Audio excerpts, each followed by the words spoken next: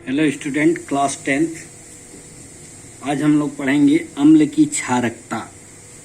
अम्ल की क्षारकता क्या किसी अम्ल के एक अणु में उपस्थित विस्थापनीय हाइड्रोजन की संख्या अम्ल की क्षारकता कहते हैं।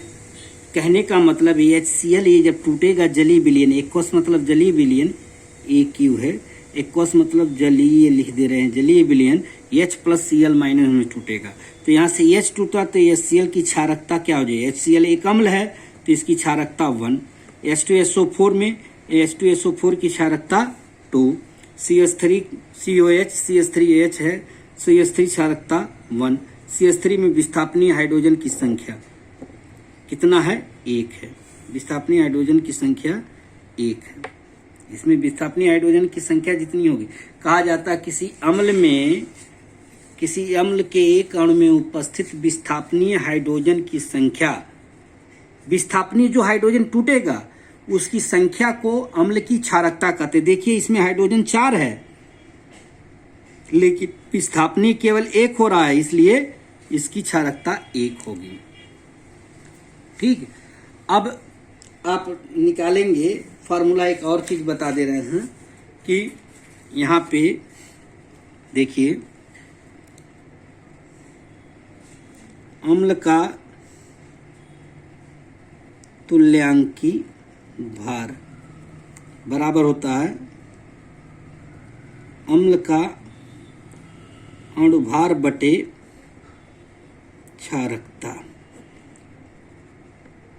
अम्ल की क्षारकता। ये फार्मूला याद रखिएगा, कभी कभी पूछता है अम्ल का तुल्यांक बटे अम्ल की क्षारकता। निकालने के लिए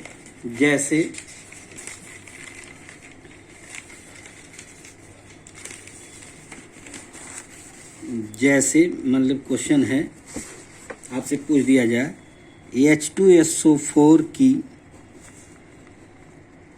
तुल्यांकी भार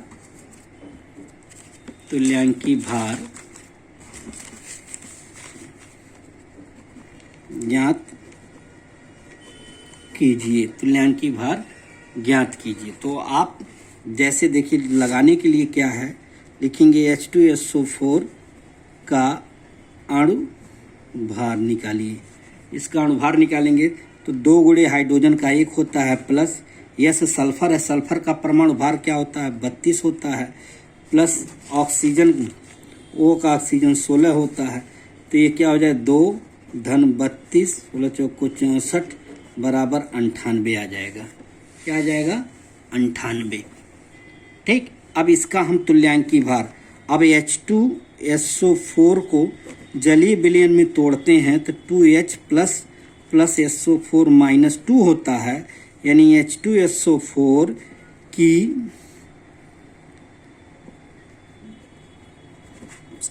क्षारकता कितनी हो जाएगी?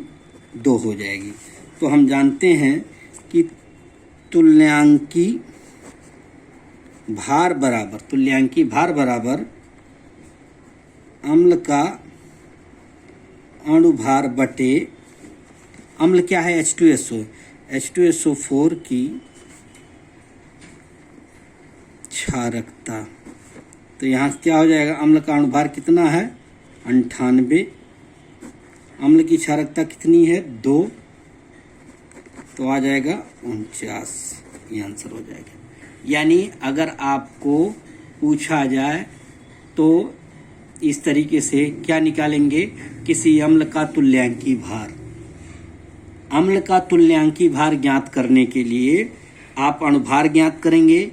अणुभार ज्ञात करने के लिए किसी अणु में उपस्थित परमाणुओं के परमाणु भार, किसी अणु में उपस्थित परमाणुओं के परमाणु भार के योग को अणुभार कहते हैं। तो इसमें परमाणु कितने हैं? 3 हैं, हाइड्रोजन, सल्फर, ऑक्सीजन। परमाणुओं के ये परमाणु भार होते हैं। हाइड्रोजन का परमाणु भार 1 होता है, सल्फर का 32 होता है, ऑक्सीजन का 16 होता है। इसमें ऑक्सीजन 4 है तो 4 से गुणा कर दिए, ये निकल आएगा। ठीक, तो आप लोग उतार लीजिएगा। फिर से देखिए अम्ल की क्षारकता कैसे कैसे ज्ञात की जाती है। फिर कि अम्ल की क्षारकता ज्ञात करने के लिए आपने व्यू पढ़ा, ये फार्मूला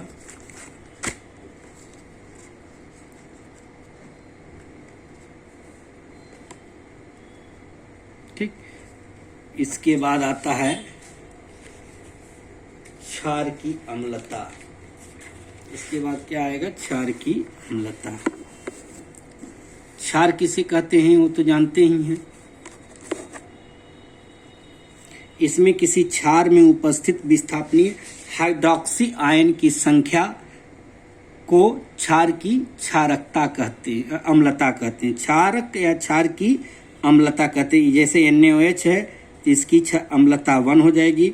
MgOH का होल ट्वाइस है तो इसकी अम्लता 2 हो जाएगी। 2OH माइनस आयन दिया है। कहा जाता है किसी क्षारक में उपस्थित हाइड्रोक्सी आयन, OH माइनस को हाइड्रोक्सी आयन कहते हैं। किसको?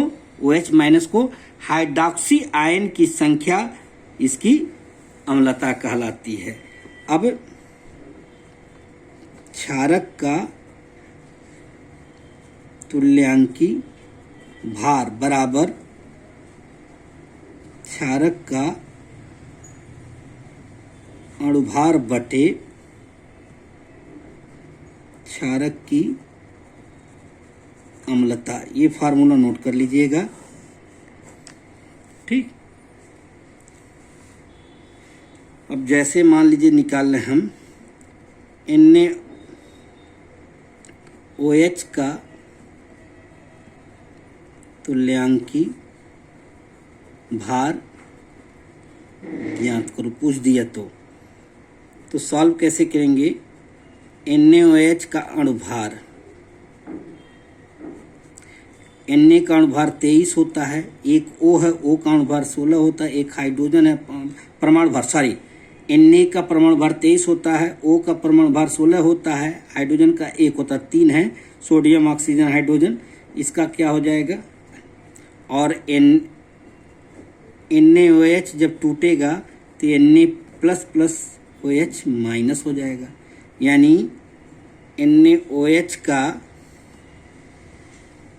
अम्लता कितनी हो जाएगी? 1 हो जाएगी। तो लिखेंगे NaOH का तुल्यांकी भार, NaOH का तुल्यांकी भार, NaOH का तुल्यांकी भार बराबर NaOH का अणुभार बटे NaOH की अम्लता। हमेशा क्षार की अम्लता और अम्ल की क्षारकता देखी जाती है। अब यहाँ पे देखिए कितना है? 40/1 कटेगा, तुल्यांकी भार क्या आ जाएगा? 40। ऐसे किसी का निकाल सकते हैं।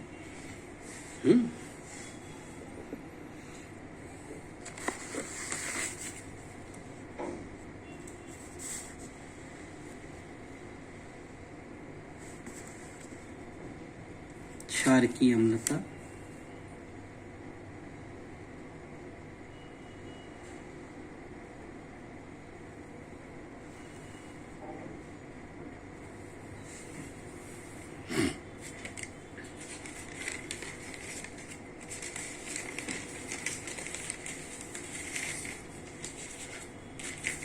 अब जैसे एक और सवाल इसी पे है कि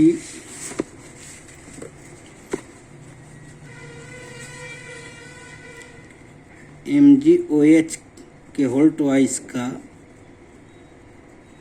तुल्यांकी भार ज्ञात करो।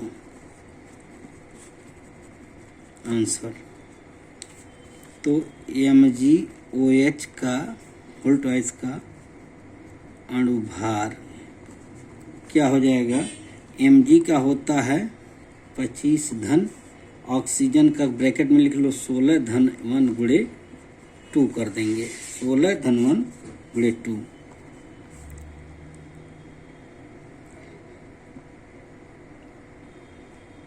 पच्चीस धन 17 गुणे 2, 25 धन 17 दूनी 34, 5 4 59 हो जाएगा। अब MgOH का होल ट्वाइस तो Mg प्लस 2 OH माइनस। अब यही चीज़ है कि OH का होल ट्वाइस का तुल्यांकी भार। यहाँ स्टेप वाइज लिख रहे हैं, आप डायरेक्ट भी लिख सकते हैं।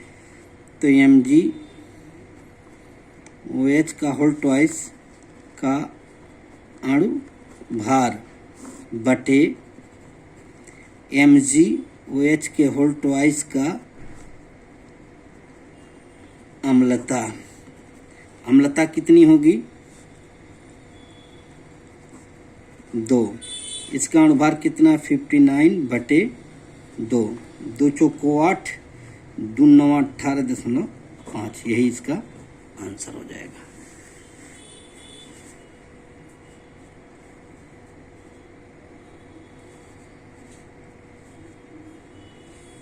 ठीक, धन्यवाद।